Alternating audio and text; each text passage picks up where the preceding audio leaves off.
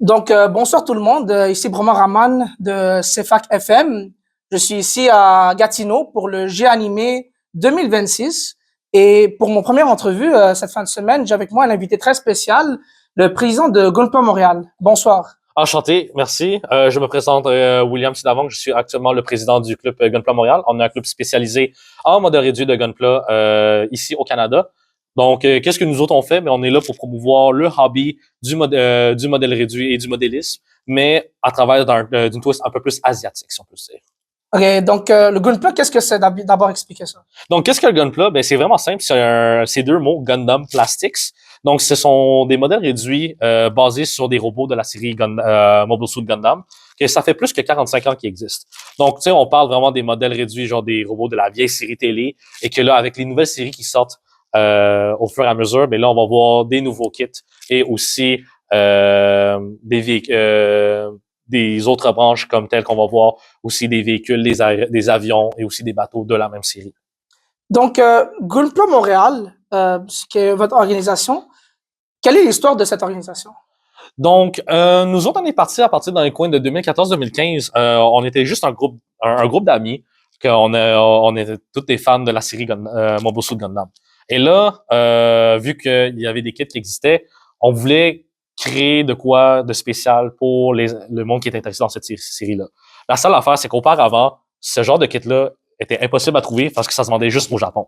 Donc là, ben, nous autres, avec le travail des contacts qu'on a eus, ben, on a pu montrer c'est quoi ce hobby-là. Et c'est pas juste montrer juste au monde en général, c'est aussi faire des ateliers au public pour montrer c'est quoi vraiment le hobby du modèle réduit parce que on trouve que ça aide à travailler le côté motrice de la personne. Quelqu'un qui aime ça travailler dans le manuel, il va pouvoir aimer ça. Ça comme un passe-temps, exactement. Ouais, je réalise que j'ai beaucoup d'amis qui sont des ingénieurs, par exemple, là, qui ont un passe-temps ils aiment ça, tout ce qui est dolls, Gunpla, ils s'amusent à bricoler avec ça. Oui. Et donc, c'est quelque chose qui colle assez bien avec leurs propres intérêts également. Vous parliez des contacts au Japon il y a un moment. Comment est-ce que ça s'est fait exactement? Parce que ceux qui ont déjà fait des affaires au Japon savent que c'est un monde différent. C'est interagir avec des contacts au Japon. Comment est-ce que vous avez entamé disons toute cette procédure-là pour pouvoir apporter des Gunpla ici au Canada? Donc, vraiment, pour de vrai, nous, notre intérêt à ramener le Gunpla au Canada, ça a vraiment comme donné un peu l'idée, par exemple, aux géants, à Bandai, qui est la compagnie qui crée ces modèles réduits-là, à les ramener au marché ici en Amérique du Nord. Et là, en plus de ça, dans les entours de 2013, il y a eu cette compétition internationale qui s'appelle le GBWC, le Gunpla Builder World Cup, que auparavant, c'était juste les États-Unis qui incluait Amérique du Nord. Donc, États-Unis, Mexique, Canada étaient dans sa propre branche. C'est juste que là, nous, on voulait montrer, on voulait que les Japonais puissent explorer ce marché-là en Amérique du Nord de manière individuelle. Donc, on a séparé la division Amérique du Nord pour avoir le Gunpla spécifiquement au Canada. On a notre propre marché. Les Américains ont leur propre marché et les Mexicains aussi ont leur propre marché. Donc, qu'est-ce que ça a causé?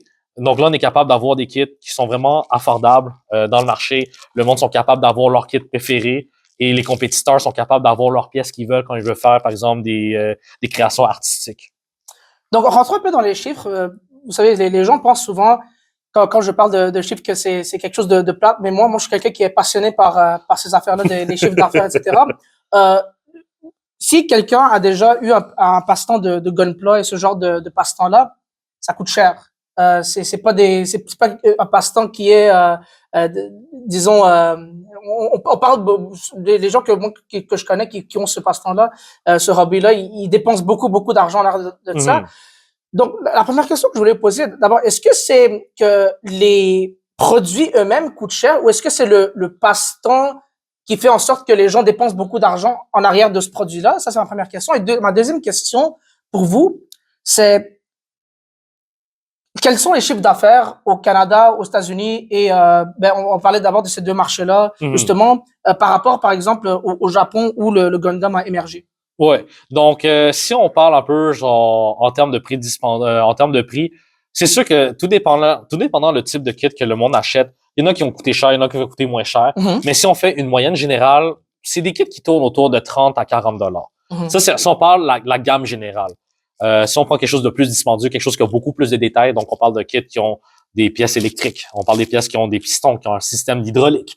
Tu sais, littéralement, il y a du monde qui achète des kits puis qui vont faire littéralement un robot 100% articulé avec une télécommande. Mhm. Tu sais, ça, on parle des kits qui vaut au-dessus de 1000 dollars, mais pour le peuple, pour le monde général, Mhm. ça tourne autour de 30, 40 dollars. Puis la raison pourquoi on dit que le monde dépense autant, parce que très souvent, le monde qui sont dans ce hobby-là, mais c'est aussi des collectionneurs. Mhm. C'est comme si j'ai quelqu'un qui aime, par exemple, une série spécifique, disons Zeta Gundam. Ben, cette personne-là, mais il va acheter tout ce qui est relié à cette série-là. Donc, c'est normal qu'il va lancer de l'argent pour essayer de collectionner toutes ces séries-là. Mais tu sais, c'est normal. Comme n'importe qui collectionne des jouets, n'importe qui collectionne des livres, il veut avoir des pièces spécifiques dans sa collection parce que, tu sais, on se cachera pas, on est des humains, on aime ça, tout ce qui nous rend content. Dans Gunpla, il y a Gundam Playmode. Donc, parlons un peu du côté Gundam. Selon votre expérience, votre expertise dans le domaine, en tant que quelqu'un qui est un collectionneur de Gunpla et qui est présent d'une association de ce genre, il y a, à travers les années, il y a beaucoup de séries de Gundam, on le sait. Quelle est la série Gundam qui est le plus populaire, qui a le plus de Gunpla qui sont achetés et circulés dans les collections? Oh, ça, c'est une très bonne question parce que ça, c'est vraiment... Ça, on peut dire que c'est vraiment de région en région. Si je prends, par exemple, au Japon, les séries qui vont se vendre les plus populaires, ça va être ceux de la série Universal Century, Zeta, Double Zeta, Chance Counter Attack et aussi Seed Destiny. Si on va en Amérique du Nord, nous autres, ça va être la série Gundam Wings et Gundam Seed. Parce que ça a été les séries qui étaient arrivées ici en Amérique du Nord en 2000. Oui. Et c'est il y a beaucoup de personnes ont été exposées, donc beaucoup de personnes vont reconnaître les kits de ces séries-là. Donc, juste pour donner un exemple, là, j'ai un des membres de mon club, lui, c'est un gros fan de Wings, puis il est en train de se construire une armée chez lui. Comme une de ses armées, ben, c'est le groupe de guérillas qui viennent d'Arabie Saoudite. Ils sont 40 Gunpla. Il les a achetés, les 40. Il est en train de les construire un après l'autre. Il est quoi, il est milliardaire? Ben, pour être honnête, je sais pas aussi qui vient cet argent-là, mais c'est I'm not saying anything. Tu sais, moi je travaille genre comme n'importe qui. Je viens du job normal. Et vous faites quoi dans la vie? Ah, mais moi je suis répartiteur. Je travaille en logistique. Ok, ouais. Est-ce qu'il y en a qui s'endettent pour des Gunpla? Pardon? Qui s'endettent pour des Gunpla? Je sais pas s'il y a du monde qui s'endette. Probablement qu'il y a du monde qui s'endette dans des Gunpla. J'ai pas vraiment connu de monde qui sont tombés dans ce gouffre financier-là. On essaie tous de pas tomber dans ce gouffre financier-là. On a d'autres factures à payer. Le loyer commence à coûter cher ici. Oui. Et l'épicerie aussi commence à coûter cher. Fait que, tu sais, on dépense, mais avec limite, comme on dit. Vous, quelle est votre série Gundam préférée? Ça, c'est une bonne question. Ça, c'est une très bonne question. Moi, j'ai grandi avec Gundam Seed. Donc, pour moi, Seed, j'ai un côté nostalgique avec ça. Mais si je devais prendre une série spécifique, ça serait Universal Century, spécifiquement le film Charge Counter Attack. La raison pourquoi, parce que mon premier Gunpla, c'était le New Gundam, qui est le Gundam principal de ce film-là. J'ai construit ce kit-là il y a 10 ans. Il est encore dans ma vitrine. Il est pas nettoyé. Il est encore sale. Il y a des petites traces de plastique. Il y a des masques de peinture qui étaient mal faites. Mais c'est mon premier kit. Puis moi, je l'aime parce que ça me rappelle où j'ai commencé. Et tu sais, on compare aujourd'hui. Moi, mes talents ont évolué. Puis je fais des kits de compétition. Donc, tu sais, je fais vraiment tout un travail de peinture, de modelage que je travaille par moi-même. J'ai même mes propres coups signatures que je fais dans mes projets. Justement, parlons un peu du côté compétitif. On parlait plus tôt, vous avez mentionné le Gundam World. Le GBWC. Le GBWC, oui, c'est ça. Quels sont disons, pour quelqu'un qui connaît pas ce milieu-là, ça peut paraître étrange. Ok, comment est-ce qu'on fait pour qu'est-ce qu'on compétitionne exactement? Qu'est-ce qui est jugé? Comment est-ce que ça fonctionne? Donc, expliquez un peu c'est quoi la procédure pour ces compétitions-là, pas juste le GPW, mais aussi les compétitions plus locales et puis régionales. Comment est-ce que vous faites pour évaluer, par exemple, la construction des Gundam et la procédure que vous suivez pour construire les Gundam et également comment est-ce que vous faites pour après juger, évaluer un Gundam et sur quels critères est-ce qu'on décide que ce Gundam-là ou celui-là est le meilleur Gundam. Mhm. Ouais, ça pour de vrai, ça c'est vraiment facile, c'est vraiment simple à dire. GBWC, ils ont leur propre site web sur Internet qu'on peut aller directement sur gbwc.co.japan et ils vont tout avoir le règlement sur chacun des pays. Parce que chaque pays a ses propres règlements, mais dans la sélection, la première place nationale va être qualifiée pour les mondiaux, qui se donnent au Japon en février. Donc, comment on évalue ça? C'est vraiment simple. Ils ont juste seulement 3 critères. Ces 3 critères-là, il y a le critère technique. Donc, est-ce qu'on est capable de construire un kit de manière vraiment clean? Il n'y a pas de défaut de fabrication. On voit pas les défauts de fabrication. On voit pas, genre, les erreurs de coupe ou ainsi de suite. Le deuxième, ça va être la finition, donc tout ce qui est peinture, tout ce qui est effet recherché. Donc, si on essaie de faire un effet métallique, un effet de braise sur un membre qui est coupé ou ainsi de suite. Et le troisième volet, c'est qui est le plus facile et le plus difficile à répondre, qui est le volet créativité. La raison pourquoi? Parce que créativité, ça peut dire deux choses. Est-ce que tu es capable d'aller au-delà du concept ou tu changes quelque chose de simple et tu veux juste simplement reproduire la scène préférée dans une de tes séries préférées?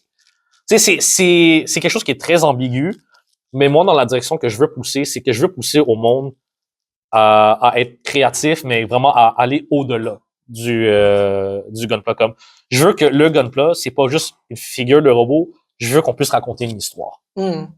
Justement, par rapport à le fait de raconter une histoire, moi, Gundam, ça a été une série marquante pour moi parce que ça a été comme une série qui a été fondatrice pour pour rentrer dans d'autres séries. Oui. Mecha. Oui. Donc, par rapport à ça, la question que je voulais vous poser. Sorry? Is there no projector or anything? No, there's no projector. You have to go to talk to the tech in front. Sorry. C'est pas grave, je vais le edit out. Okay. Donc, la question que je posais plutôt, c'est pour les autres séries mecha qui m'ont marqué, ça a souvent été des séries que moi j'ai rentré dans ces séries-là à cause de Gundam. Donc, est-ce que selon vous, Gundam c'est encore la série de référence pour les mechas ou est-ce que par exemple d'autres séries comme Code Geass sont devenues des références, ça peut pas nécessairement Code Geass, ça peut être une autre série, ou est-ce que ça demeure encore Gundam qui est la série de Transformers aussi, on peut reparler de ça. Oui.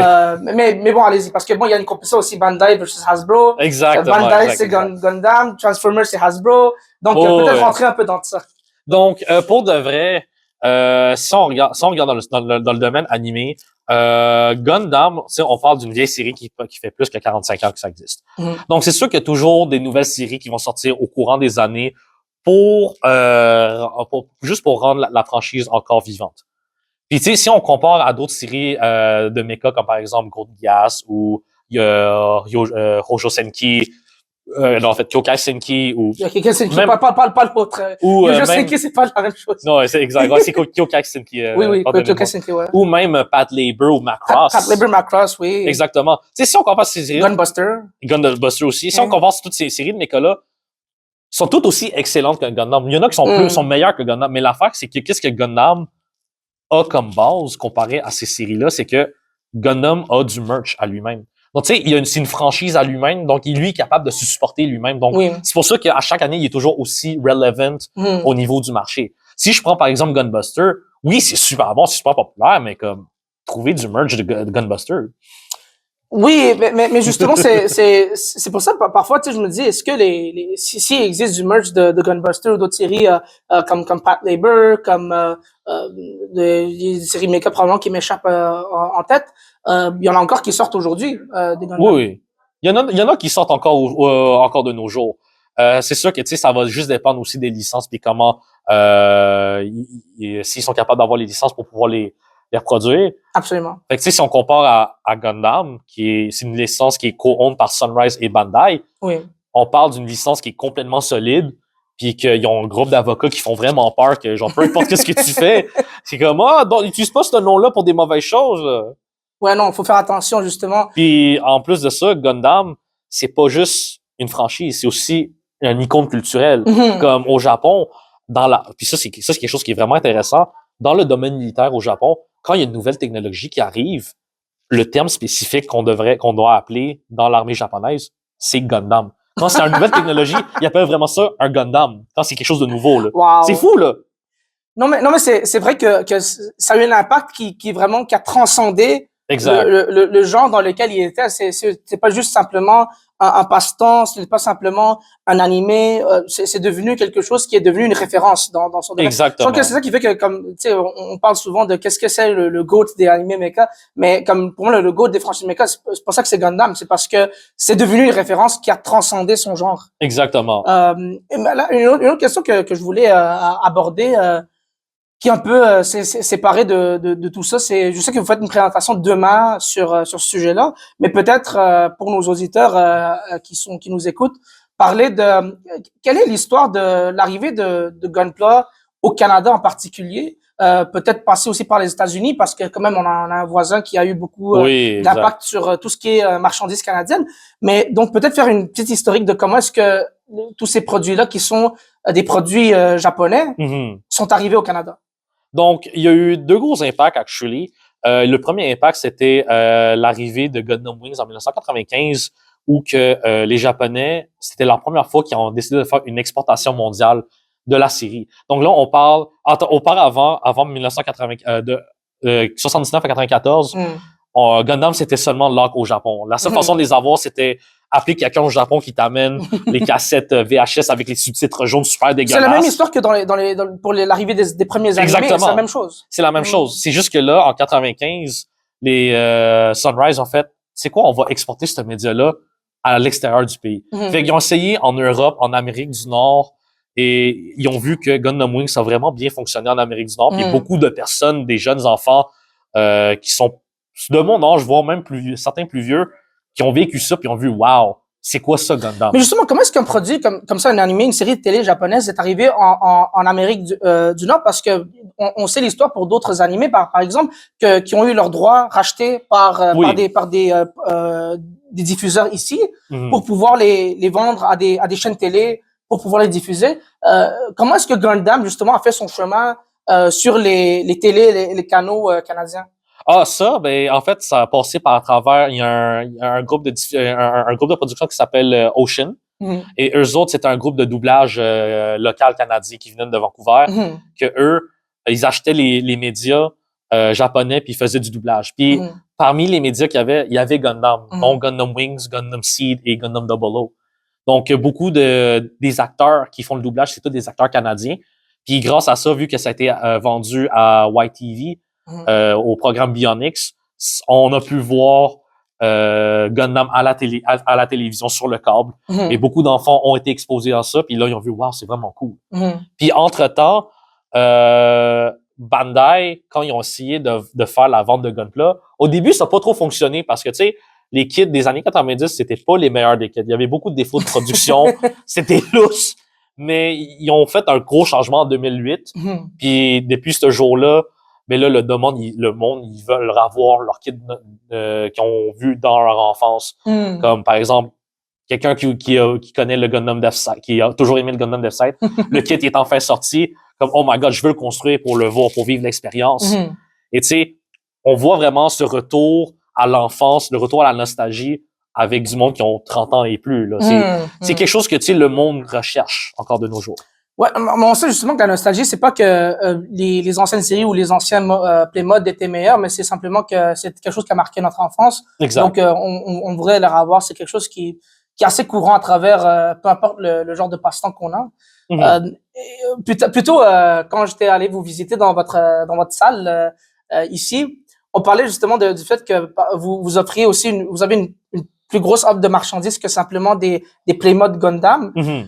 Vous avez également, par exemple, des produits Pokémon, qui est une autre grosse franchise, qui est évidemment la propriété de Pokémon, la compagnie Pokémon. Game Freak, je parle de Game Freak qui fait le jeu. Et on parle justement de qui seraient les concurrents de Bandai. Et maintenant, tu sais, quand on pense souvent, les gens pensent pas à Bandai. C'est intéressant parce que, tu sais, Bandai, c'est un énorme nom au Japon. Oui. Mais quand on parle des producteurs et des constructeurs de jeux, de jouets, plutôt je dirais de jouets, il y a deux grands noms qui sortent, c'est Hasbro et Mattel. Ouais. Hasbro qui est par exemple les Transformers et parmi d'autres, et Mattel les Barbie évidemment. Oui, oui.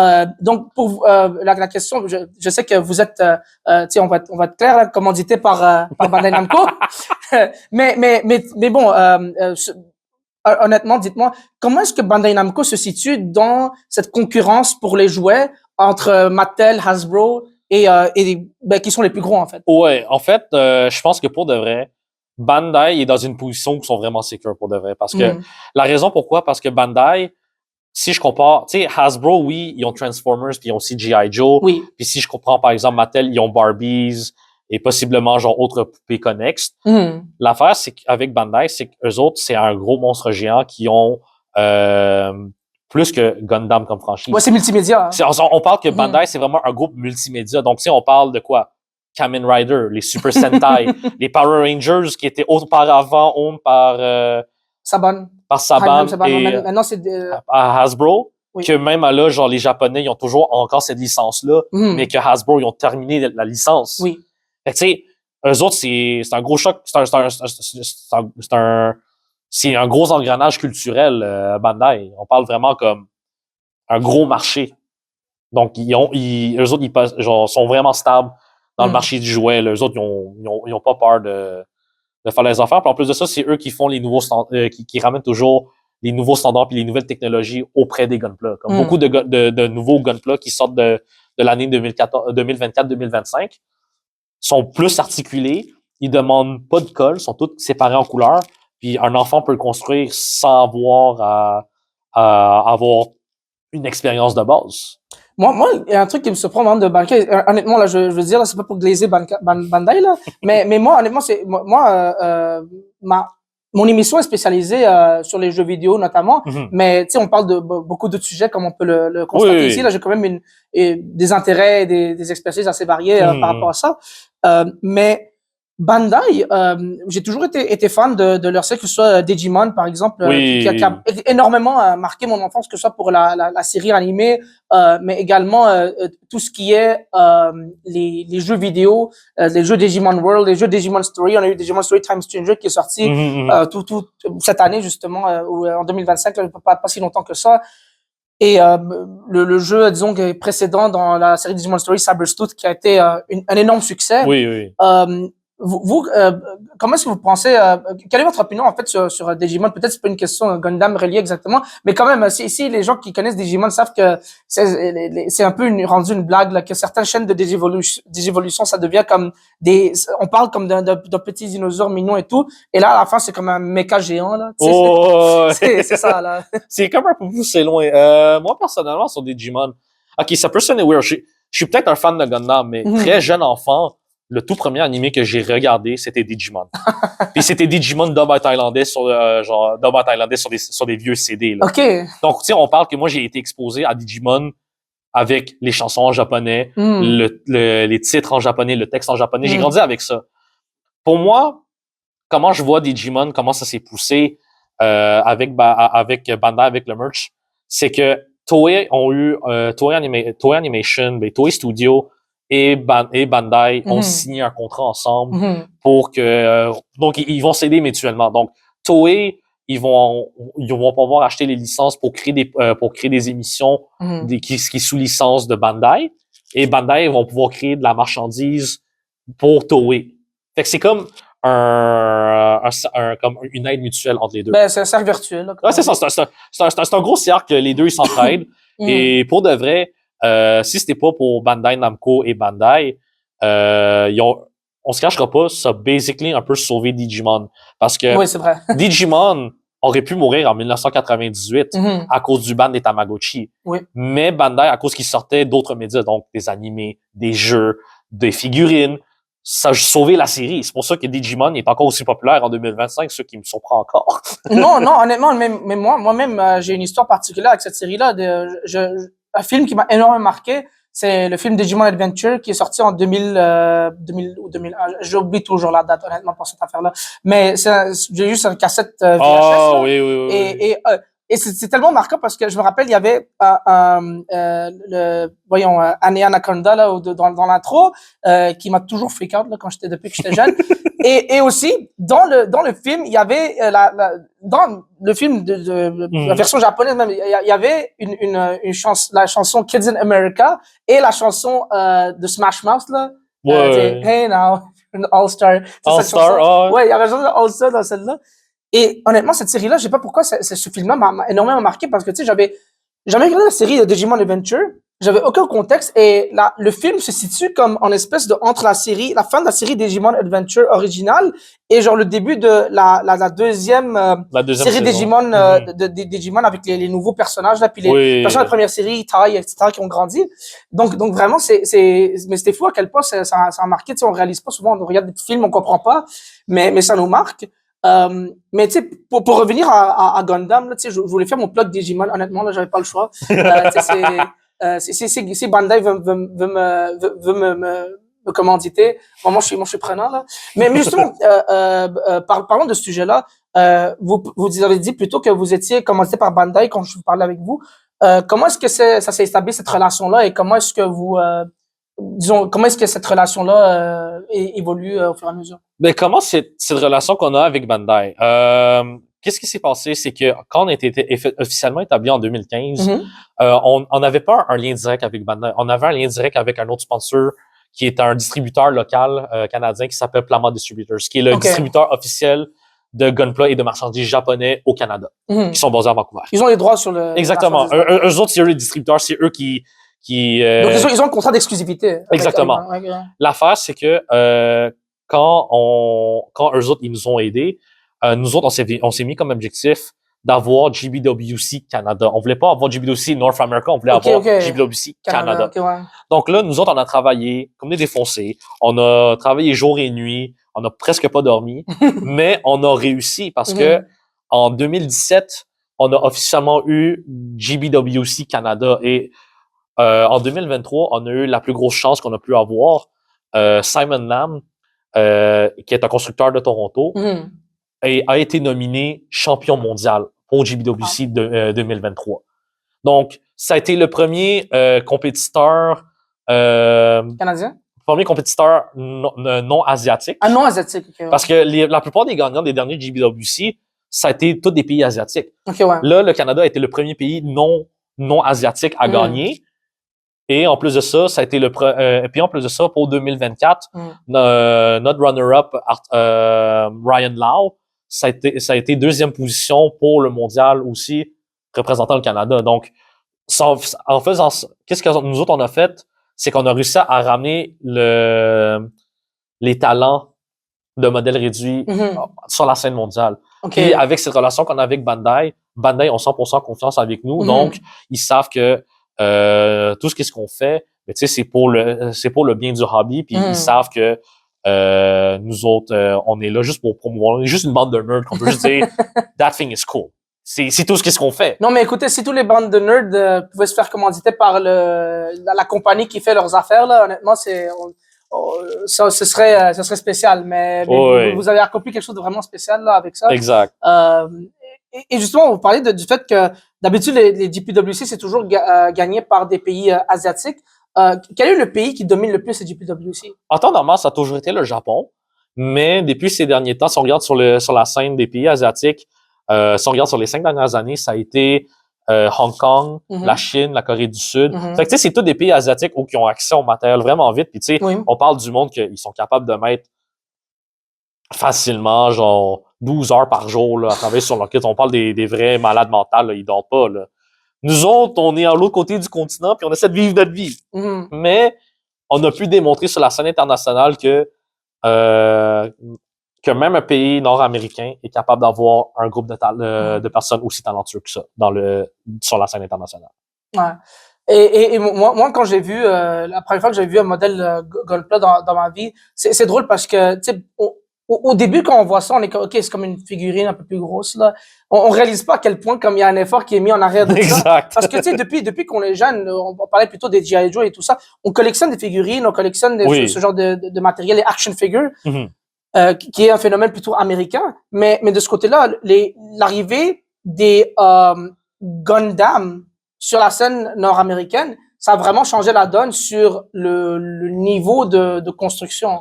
Oui, exact. Parce qu'auparavant, quand nous autres en Amérique du Nord, sur la scène des modèles réduits, comme je vous ai dit, c'était les avions, les chars d'assaut, les trains. Mais tu sais, on parle des kits qui sont vraiment vieux, qui sont vraiment compliqués à construire. Donc, tu sais, ça prenait de la colle. Ouais. Ça prenait beaucoup de temps et de patience à tout tailler, et ainsi de suite. L'arrivée des Gunpla, vu que c'était vraiment simple, n'importe qui peut embarquer. Que ça soit quelqu'un qui fait du Warhammer, que ça soit quelqu'un qui découvre la série, que ça soit un constructeur expérimenté qui essaie qui veut découvrir un nouveau type de modèle réduit. Tout le monde a accès à ça. Ils sont juste partout. Justement, vous avez mentionné Warhammer, tu sais, c'est quelque chose que j'ai un peu comme vivoté autour sans adresser, là, c'est un peu comme, ouais. Mais, tu sais, justement, je disais qu'il y a quand même un parallèle entre les gens qui aiment les figures Warhammer, qui passent des heures et des heures à peindre les figures Warhammer, et sûrement, et ceux qui sont passionnés de Gunpla. Peut-être, il y a peut-être des hobbyistes de Warhammer, là, qui vont vouloir m'étrangler pour ça, là, parce qu'ils sont, non, nous, on n'est pas Gundam, on n'est pas ça, c'est tout ça. Mais, tu sais, honnêtement, pour être honnête, les gens que je connais qui aiment les Warhammer, puis d'autres qui aiment Gunpla, ils s'entendent assez bien. Oui. C'est quelque chose qui a quand même un bon pipeline entre les deux, hein. Il y a un bon pipeline de transmission. Quelle est, disons, la variété de hobby que quelqu'un qui collectionne un Gundam peut avoir? Parce que, par exemple, pour les Warhammer, il y en a qui, par exemple, qui aiment juste peindre des Warhammer, qui peindre les figurines. Il y en a qui vont vraiment, qui achètent les livres pour jouer et tout ça. Et il y en a qui sont même au niveau, qui font ça au niveau compétitif. Il y a des créateurs de contenu qui non seulement créent des figurines, peindre des figurines, mais également font des matchs gigantesques là, qui durent des années parfois là, c'est ridicule. Mais pour Gundam, quel genre de passe-temps et de variété disons de hobby, qu'est-ce qu'on peut avoir? Est-ce que simplement, par exemple, le montage et la construction? Est-ce que c'est juste le collectionner, ou est-ce qu'il y a aussi comme des jeux sur table qu'on peut faire avec? Ça, pour de vrai, c'est vraiment la discrétion de la personne qui achète. Parce que, tu sais, maintenant, de nos jours, Bandai a annoncé pour 2026 qu'il allait sortir qu'est-ce qu'on appelle Gundam Advance War, qui est le tabletop de Gundam, qui est littéralement Warhammer, mais sur un skin de Gundam, on se cachera pas. En fait, c'est une licence pour imprimer de l'argent gratuitement. Exactement. Tu sais, ils ont vu Warhammer, ils ont fait, OK, mais on va faire ça avec Gundam. Ouais. Puis tu sais, ça c'est juste un des exemples, mais tu sais, j'ai vu du monde, tu sais, des constructeurs expérimentés qui vont juste acheter plusieurs kits, ils vont mélanger, puis ils vont faire un autre kit complètement.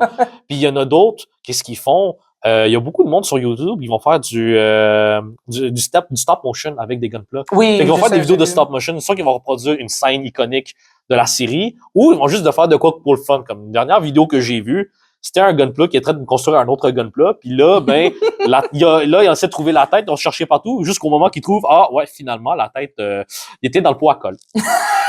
Fait que ça a juste tout fondu, fait que finalement, il n'y a pas de tête, on a dû prendre la tête d'un autre kit pour le faire. Oh non, oh non, mais justement, est-ce que c'est quelque chose que vous, par exemple, vous faites des espèces de Frankenstein Gunpla, ou est-ce que vous êtes comme puriste? Non. Peut-être la question, c'est, je dirais, qu'est-ce que, comme de votre connaissance, les gens dans votre assaut là, de Montréal, est-ce que c'est plutôt des puristes, genre non, le kit, c'est le kit, il faut construire le kit comme ça, ou est-ce que c'est plutôt des gens, non, je vais prendre une pièce d'ici, une pièce là, puis je vais construire un Frankenstein Gundam? C'est 50-50. Pour de vrai, c'est 50-50. J'ai autant de puristes que j'ai autant de personnes créatives. Comme moi, je fais partie des freaks créatifs. Je vais être honnête, là. Moi, un des derniers kits de compétition que j'ai fait, celui que j'ai vraiment mis plus de travail, c'était un Noble Gundam. C'était un Gundam qui avait l'air d'une fille. L'affaire, c'est que je l'ai tellement modifié, c'est devenu Chun-Li de Street Fighter. Je l'ai emmené en compétition. Mais Chun-Li, genre. Exactement. J'ai gagné la compétition avec.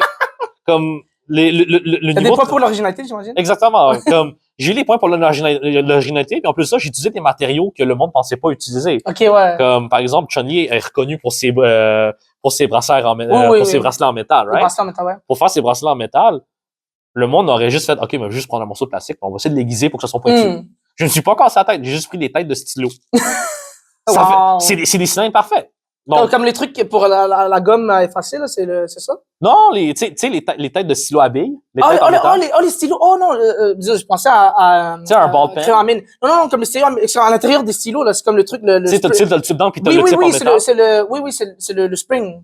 Pas le spring, c'est la tête ou que l'angle qui distribue sur le Ah, papier. littéralement, la tête de. Ouais, la Ok, tête du ouais, stylo. c'est Ouais. le truc qui ressort, là, ouais. Ouais, les têtes de stylo, c'est des cônes parfaits. Ok, ouais, wow. Donc, tu sais, vraiment, moi, je suis quelqu'un qui sort à l'extérieur de la boîte, Ouais, pour essayer de prendre des ouais. matériaux que le monde ne pense pas utiliser, puis Mhm. finalement, ça sort le résultat fini. Hein? Non, mais c'est vraiment impressionnant de voir qu'on peut vraiment mélanger puis faire toutes sortes de, Exact, exact. certains diront que c'est ah ouais c'est original c'est de l'art etc. D'autres diront ah c'est une cochonnerie machin. Ouais, exact. Mais parlons un peu de la taille des Gundam maintenant parce que c'est quelque chose que moi j'ai remarqué de mes amis qui ont ce passe-temps là. C'est que, disons, on parlait plutôt des prix de Gundam, là, ouais. Puis donc, un Gundam, par exemple, qui fait la taille d'une figurine action figure, donc environ ça de gros, là, c'est pas la même chose qu'un Gundam qui fait la taille d'un humain versus un Gundam qui fait la taille de ce mur, là, qu'on voit. Ouais, là, exactement. Comme pour de vrai, chaque kit a ses propres prix parce que, tu sais, c'est par rapport au nombre, la quantité de plastique qu'il va avoir. Comme si je prends, par exemple, on va prendre le RX-78, qui est le modèle Gundam classique. En high grade, qui est la ligne standard 1 sur 144, qui est gros environ 6 pouces, non, disons 5 pouces, on parle d'un kit à 20 OK. qui est très articulé, il y a du color separation, Mhm. puis tu sais, il vient quand même avec beaucoup d'accessoires. Il vient qu'avec le beam rifle, le shield, Ouais, quand même. deux beam sabers, il y a quand même de l'accessoire. Si je monte à Master Grade, Mhm. qui est 1 sur 100, donc qui fait 18 cm, OK. on parle d'un kit qui a un squelette interne. Donc là, tu as déjà un autre niveau de complexité. Donc, ce niveau de complexité-là, c'est la raison pourquoi on parle d'un kit qui parle de 50-60 Mhm. et plus, parce que, tu sais, il y a tout un niveau de complexité que Bandai ont travaillé pour le rendre possible. Tu sais, Mhm. on parle des panneaux en métal qui s'ouvrent et qui se ferment quand on bouge les membres. Donc, quand les bras, ils s'ouvrent, mais les panneaux de métal, l'hydraulique, il va bouger. Puis si on prend le plus cher, le Perfect Grade, qui est un 1/60e, on parle d'un Gundam de 40 cm, on parle d'un kit à 300 $. Mais pourquoi? Mhm. Hydraulique, pièces de métal, circuit électrique, puis on peut avoir des kits, un kit d'adaptation à part, qu'on puisse intégrer des pièces robotisées. Mhm. Donc, tu sais, on parle vraiment que tout dépendant de la quantité de plastique et toute la complexité qu'il y a pour mouler la pièce, plus que ça va coûter cher. Ouais, Comme c'est je ça. pense que le plus cher qu'on peut acheter au marché, on parle d'un Gundam 1/12e qui fait la taille d'un humain, Oui, c'est ça. un Gunpla de 5 pieds, on parle de 4000 $. Ouais. Mais Ouais. c'est normal parce que la quantité de plastique puis le type de moule qu'il faut avoir, c'est des moules qui vaut des milliers de dollars. Mhm. Justement, pour comment il faut se procurer des matériaux, parce que évidemment il y a ce qui vient avec le kit, Mhm. mais si par exemple on veut ajouter du soi-même, là, comme vous avez fait avec votre, Oh, oui. votre Chun-Li, là, Mhm. le mecha Chun-Li, euh, comment est-ce que vous faites pour vous procurer des matériaux spécialisés justement? Comment est-ce que vous avez comme un commanditaire qui vous procure des matériaux à Gunpla Montréal, ou est-ce que vous allez juste vous acheter quelque chose à Rona? Comment est-ce que ça fonctionne? Pour de vrai, c'est à la discrétion du constructeur qui va acheter. Comme si je veux avoir des plaquettes de plastique pour que je puisse faire de la déco pour faire des pièces d'armure, Mhm. ben dans tous les magasins dans tous les magasins de hobby, comme par exemple des magasins de modèles réduits, des magasins de train, tu sais, des petits magasins de hobby, eux autres, ils ont tout le matériel qu'il faut. Comme, tu sais, tu peux avoir des sheets de plastique, tu peux avoir des pièces de diorama, des affaires comme ça. Si on construit quelque chose de plus gros, on peut aller à la quincaillerie, comme acheter du PVC puis faire qu'est-ce qu'on veut avec, Mhm. ou acheter genre des planches de plywood et du styrofoam pour faire, Mhm. par exemple, un paysage. Comme pour de vrai, c'est à la discrétion du constructeur de qu'est-ce qu'il veut faire. S'il cherche à Mhm. faire une scène, il va acheter le matériel nécessaire pour faire qu'est-ce qu'il veut. Puis tu sais, on n'est pas obligé d'acheter, on peut même aller dans la nature faire des affaires telles quelles. J'ai déjà vu du monde. En fait, ça m'a vraiment inspiré. J'étais à un hobby show à Québec. Il y a quelqu'un qui est spécialisé en diorama. Il a refait le diorama du débarquement de Normandie. Oh, wow. Puis qu'est-ce qui faisait que c'était spécial, c'est que lui, vu qu'il était personnel militaire dans les forces armées canadiennes, Mhm. il avait l'autorisation pour amener le sable de Normandie, ce qui était Wow. autrefois considéré comme défendu pour respecter toutes les morts C'est marrant, ouais. durant cette bataille-là. Lui, il a eu la permission du gouvernement français et du gouvernement canadien pour pouvoir reproduire cette scène-là pour commémorer l'histoire canadienne quand ils ont participé à la bataille de Normandie. Non, ça c'est vraiment impressionnant d'entendre ces histoires-là. Vous savez, c'est pour ça que je viens dans des événements comme ça, là, parce que on a toujours des anecdotes comme ça qui sont complètement fous, qu'on pense que c'est fake, mais c'est totalement arrivé, puis c'est incroyable. Donc, tu sais, on arrive à la fin de cet entretien. Je vais vous poser quelques questions de fin. Là. D'abord, comment est-ce que vous voyez l'avenir du Gunpla, le plus facile, l'avenir du Gunpla au Canada? Pour de vrai, en ce moment, le Gunpla est vraiment bien établi depuis en fait, genre, je veux pas me vanter, là, mais si c'était grâce à nous, les clubs, ça veut dire Gunpla Montréal, Site 6, qui est notre club sœur à Ottawa, Vanpla, qui est à Vancouver, grâce à eux, on a pu montrer c'est quoi le hobby, puis le marché a vraiment grandi au Canada. Donc, on parle que le Gunpla est devenu un marché bien établi. Ça va pas disparaître d'ici quelques années. Tu sais, je pense que ça va encore rester quelques décennies encore. Là. Ça va être encore relevant. Les séries Gundam, il y en a encore aujourd'hui. Là. Moi, j'appelle le Gundam bon, moi, je suis comme un fan de Magical Girls dans les Mao Shoujo. J'appelle Gundam le Precure des mechas. Là. C'est la même chose. Comme c'est vrai. Ils en sortent encore, tu sais, depuis les années 70-80, depuis que le premier Gundam, Gundam Wing, etc., tout ce qui est sorti au début, c'est encore en train de sortir aujourd'hui. Exact. Quelle est votre opinion justement sur l'évolution des séries Gundam et les nouvelles séries? Je sais qu'il y en a, par exemple, qui sont, comme je disais, mitigées. Je vais pas mettre des idées dans la tête ou quoi que ce soit, mais par exemple, tout ce qu'il y a Gundam Seed ou IBO, toutes les nouvelles séries qui sont sorties, versus les séries de la génération précédente et celles avant celle-là. C'est sûr qu'en termes de séries, là, c'est sûr que, tu sais, dans la production de Gundam, il y a deux types de fanbase qui sont très reconnus. On a qu'est-ce qu'on appelle les Universal Century fans, c'est-à-dire ceux qui sont fans de la série classique, puis t'as ceux des séries nouvelles qui sont les Alternative Universe fans. Donc, tu sais, c'est deux groupes distincts, mais tu sais, on coexiste ensemble parce que, tu sais, peu importe la série, peu importe que ça soit bon ou que ça soit mauvais, on est tous capables de dire OK, mais le mecha dans telle série, il est cool. Puis on est tous capables de dire oui, il est cool. Tu sais. Et dernière question pour vous, avant de clore cet entretien. Ça, c'est une question un peu plus drôle. Le rôle des Fujoshi dans la communauté Gundam.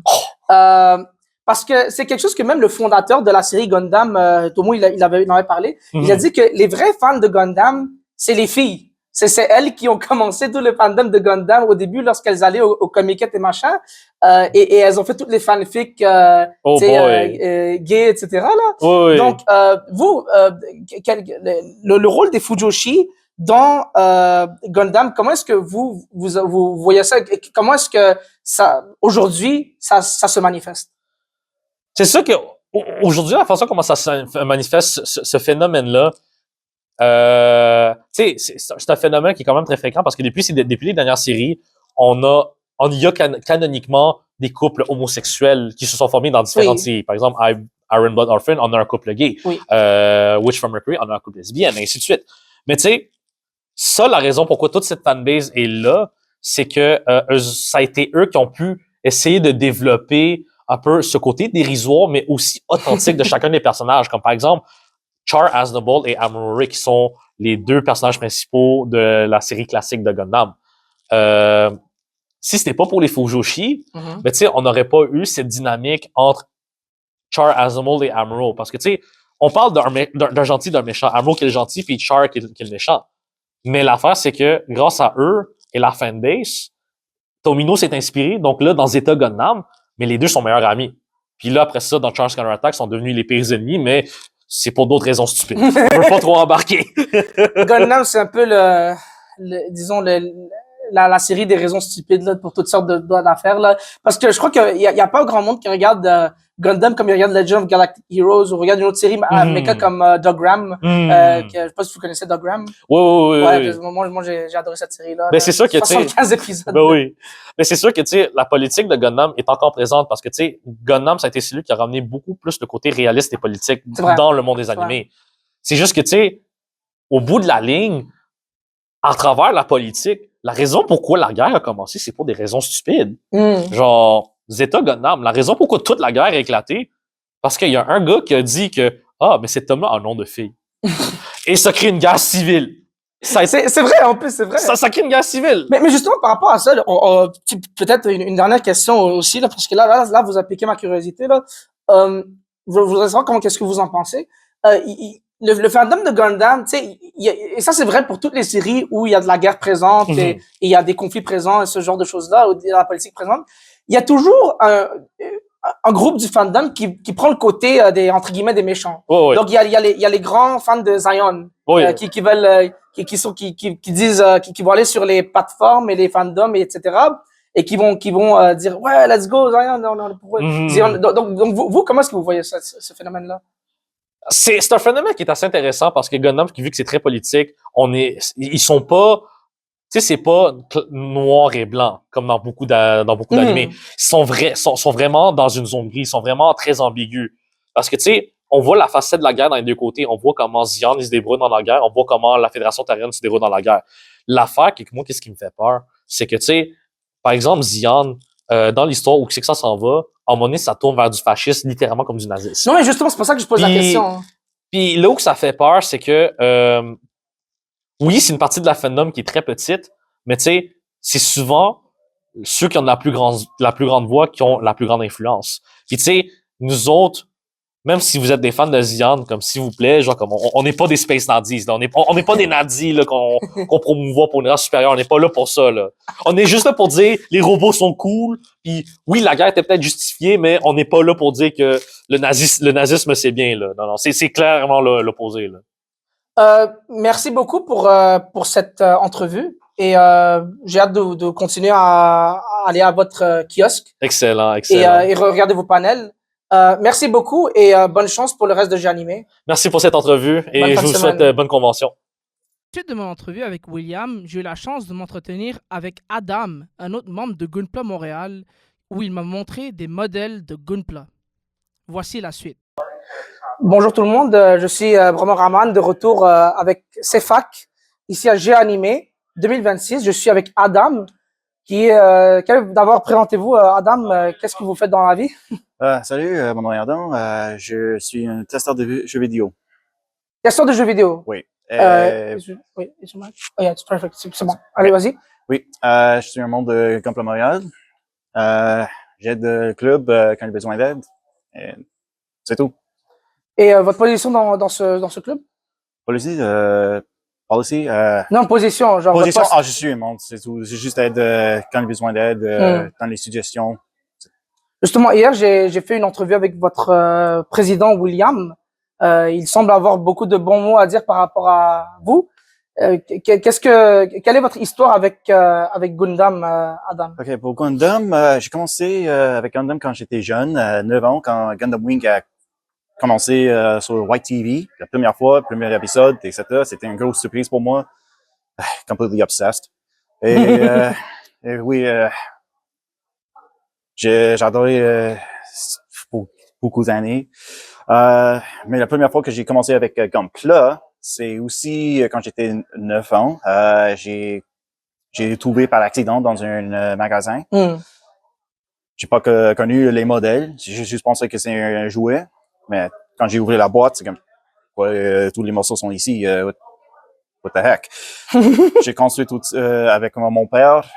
Moi, j'ai adoré. Mon père n'a pas aimé. J'ai continué on and off pour les quelques années. La prochaine fois que j'ai construit un modèle, c'est quand j'étais 13 ou 14 ans. J'ai oublié. Et après ça, quelques années après, j'ai trouvé un autre magasin qui vendait les modèles, mais pour un prix plus bas que les autres, parce qu'avant, les modèles étaient vraiment chers. Vraiment chers. On parle de combien en termes de prix? Dans 2001, pour un HG1 sur 100 scale Wing Gundam, c'était $35 autant. 35 en 2001, quand même. Parce que c'est rare, ça. Oui. Mais c'est cher, là, parce que si tu fais avec inflation, oui, ça fait comme $50-60. OK, ouais, quand même. Oui. Hier, j'ai fait une entrevue avec votre collègue William, comme je disais, votre président même. On a parlé de l'histoire de ce club, de de comment est-ce que ça s'est établi. Aujourd'hui, je voulais vous parler plutôt concernant les modèles que vous avez ici en mise en vedette. Peut-être nous en montrer quelques-uns et parler sur ces modèles. Ok. Choisissez celui que vous voulez et que vous voulez mettre en vedette, en promotion. Allez-y. OK, je peux commencer avec Gundam Wing parce que ça, c'est Oui, que j'ai est-ce que commencé. on n'a pas le droit de le prendre et le montrer? Oh, tu peux. C'est lequel? C'est celui-là, c'est ça? Ça, c'est le Wing Gundam. Oui, oui, peut-être le montrer à la caméra. Oui. Ok. Ça, c'est... Donc, parlez un peu c'est quoi l'histoire de ce modèle? OK, ce modèle, c'est un 1 sur 144 scale. Mhm. Ça veut dire que si tu prends de 100, excusez-moi, 144 fois Oui, la oui, même oui. chose, Oui. un sur l'autre, Ouais. ça va être la même hauteur que si c'est le vrai. Celui dans la série animée. Oui. Oui, voilà. Et aussi, les HG, c'est comme, il y a bonne détail, etc. Mhm. Real Grey, c'est une autre chose. Oui. Oui. Pour ça, besoin pas de colle pour construire les modèles. Et aussi, celui-ci, notre ami qui est le premier président du club, Oui. il a mis tous les détails. Et c'est la Mhm. même chose pour les autres. Ouais. Ouais. Et Donc, celui-là, je crois que tout le monde connaît ce modèle-là. ça, c'est le Turn A Gundam. Ça, c'est, Oui. ok, avec Gundam, il y a beaucoup des séries.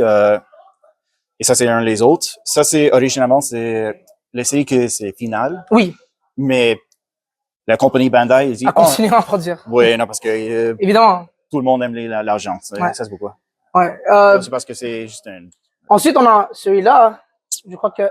Ça, c'est le Gundam X. Ça, c'est un Mais oui. Master Grade. Ça, c'est 1 sur 100 en scale. Ça, c'est moi qui ai construit ça. Ah, wow, ok, ouais. Donc, c'est Oui. une position originale de Oui, Gundam. plusieurs détails, aussi plusieurs articulations. Mhm. Et aussi, avec ça, ça, c'est les collantes dedans. Ok.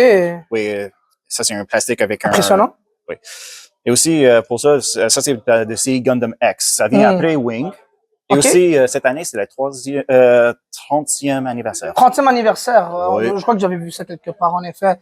Euh, Ouais, ça, je crois, est-ce que ça, c'est celle de la série originale? Oui, ça, c'est la série originale. la RX, RX-78. oui, c'est celui, hein? RX-78. 78, oui. Oui. Montrant à la caméra, là, je crois qu'il y a plusieurs ça- qui reconnaissent ce modèle-là. Ça, c'est une reproduction d'original de l'année 80.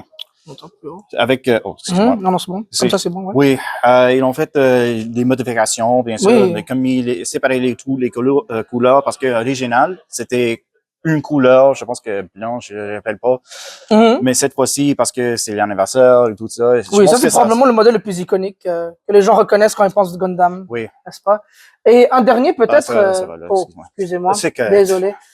Et un dernier, peut-être montrer celui-là, là. Le gars de Meteor, comment ça, c'est... oh. Peut-être, je crois pas qu'on veut le montrer là, mais peut-être je peux tourner la caméra un peu. Je pense que j'ai aussi pour vous juste pouvez- le prendre. Ah, vous pouvez le prendre? Ok, ben si vous pouvez le prendre, peut-être le montrer à la caméra. Oh, putain. OK, peut-être pas. Ok, non, peut-être c'était une mauvaise idée. OK, mais yeah, no, bad idea. Very bad idea. Désolé, Au secours. c'est ma faute. OK, non, mais... Non, Peut-être juste montrer le vaisseau. Non, ça c'est... Désolé, ouais. Non, ça c'est un surprise. Ça c'est aussi 1 sur 144. Oui, Non, le météorin, ça. oui, c'est aussi rare, je suis pas trompé. Ah oui?